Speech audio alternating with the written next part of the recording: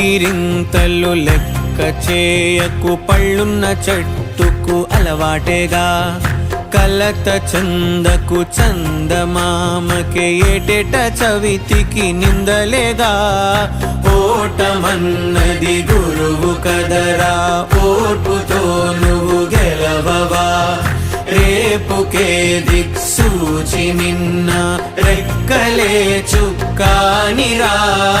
నీరు నేల ఆకాశం నీపై చూపెను పాశం. దారే తప్పిన పాదాలు గాడిన పడితే సంతోషం. తరతరాల చెమట చుక్కలు లాల పోసెను భూమికే. బాధ్యతగా కొనసాగినాదో నైవేద్యమేగా స్వామికే.